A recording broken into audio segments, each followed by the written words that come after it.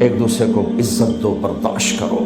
میرے نبی نے فرمایا بہترین مسلمان وہ ہے جو بیوی سے اچھا سلوک کرتا ہو، اور بیوی سے فرمایا میری شریعت میں سجدہ ہوتا تو بیوی سے کہتا خامد کو سجدہ کر۔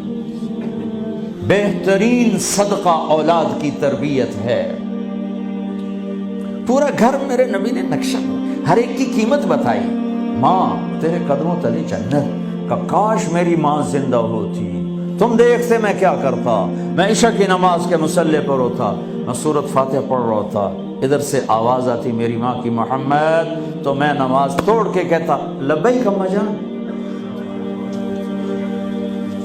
باپ کا تیرے جنت کا دروازہ ہے، باپ تیری جنت کا دروازہ ہے، کھولنا توڑنا نہیں، کھولنا توڑنا نہیں،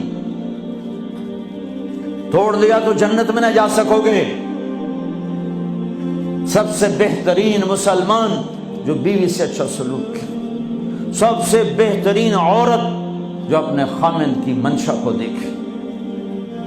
پھر آپ نے ایک عجب بات فرمائی جو معاشرے میں بہت بوجھ بنتا ہے جس کا، ہاں بھائی تمہیں ایسا صدقہ بتاؤں جس سے بڑھ کے کوئی صدقہ نہیں، تمہیں ایسا صدقہ بتاؤں جس سے بڑھ کے کوئی صدقہ نہیں۔ انہوں نے کہا جی کیا؟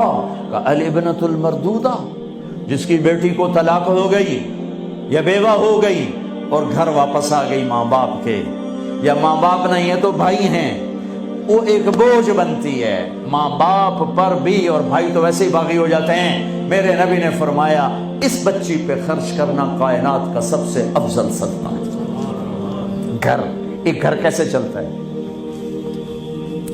ہمارے ہاں پنجاب، سندھ، بلوچستان سرحد میں بہنوں کو وراثت میں کوئی حصہ نہیں ملتا، سب بھائی کھا جاتے ہیں۔ میرے نبی نے فرمایا جس کو اللہ نے 2 بہنیں دیں اس نے ان کا حق ادا کیا، شادی کی حق ادا کیا۔ ماں باپ کی وراثت میں سے ہوتا ہے، اگر میں نے کوئی خود کمایا ہے اس میں بہنوں کا حق نہیں، ماں باپ سے اگر 1 روپیہ بھی آیا ہے تقسیم کیا جائے گا۔ جس نے بہنوں کا حق ادا کیا، شادی کی حق ادا کیا، اس پہ جنت واجب ہو گئی۔ جس کو اللہ نے 3 بیٹیاں دی، اس نے ان کی ڈولی اٹھائی، وہ جنت میں میرے ساتھ یوں ہوگا۔ ایک بولے اگر 2 ہوں، کہ جس نے 2 بیٹیوں کی شادی کی وہ بھی ایسے ہوگا۔ اللہ بھلا کرے۔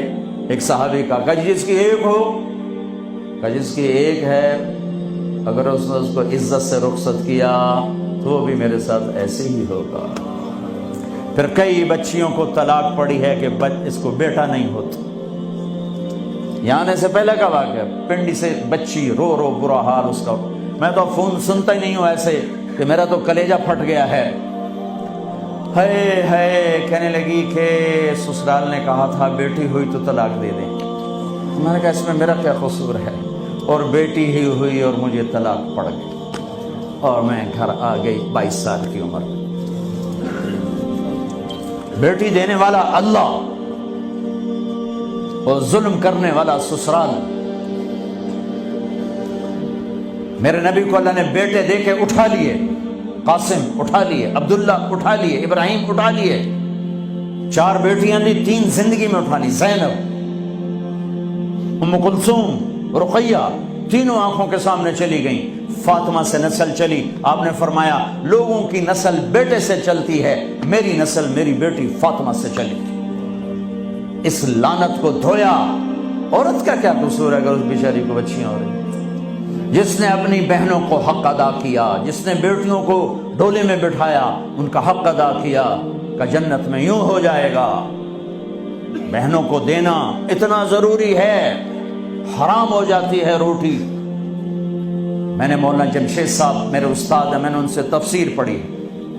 میں ایک دن شہد کی بوتل لے کر گیا، پرانی بات ہے 76-77۔ میں نے کہا حضرت یہ ہدیہ ہے۔ فرمایا کہاں سے لائے ہو؟ میں نے کہا میرے اپنے باپ کا ہے۔ فرمایا تیرے باپ نے اپنی بہنوں کو، تیرے باپ نے اپنی بہن یعنی میری پھوپھیوں کو، تیرے باپ نے اپنی بہنوں کو زمین میں سے حصہ دیا تھا؟ یہ سوال کیوں کیا؟ 10 روپے کی شہد کی بوتل تھی اس وقت۔ ترمذی کی روایت ہے، بنی اسرائیل میں ایک نوجوان تھا کفل، روزانہ نئی لڑکی اپنے کمرے میں لاتا تھا، شراب اور لڑکی اس کی زندگی تھی۔ ایک رات ایک لڑکی کو لے کر آیا، 60 دینار 60 دینار پاکستان کا 12 لاکھ روپیہ بنتا ہے، اور آپ کا 1 لاکھ بنتا ہے۔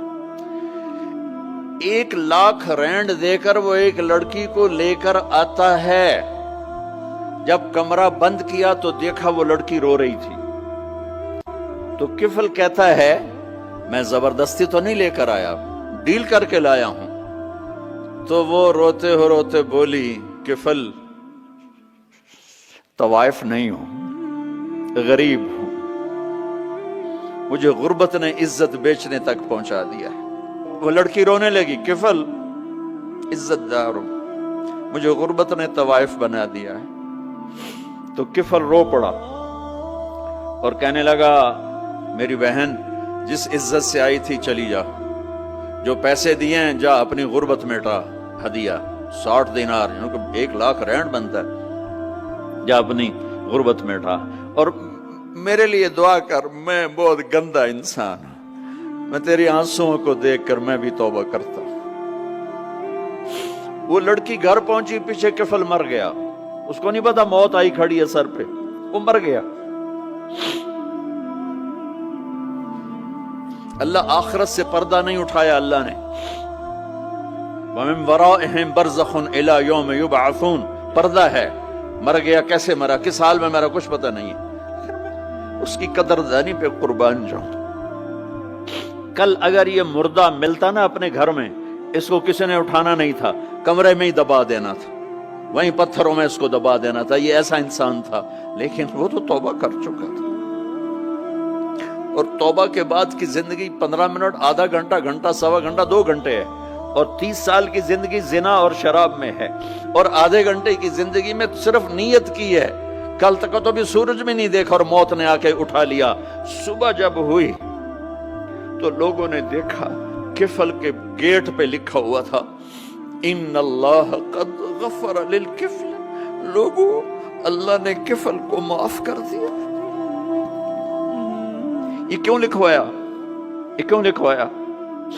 اس لیے لکھوایا کہ اب یہ ہمارا دوست ہے، آؤ اس کو عزت سے ہمارے پاس پہنچاؤ۔ یہ شرابی بھی تھا، یہ زانی بھی تھا، یہ سب کچھ تھا۔ اس سے بڑا قدردان کوئی ہے کہ نیکی کرنے کا ایک دن اس کے پاس نہیں؟ ابھی آج اس نے نیت کی ہے کہ آج کے بعد میں نیک بن کے زندگی گزاروں گا، اور موت نے مہلت نہیں دی، خالی نیت پر میرے اللہ نے کیا کر دیا، اتنا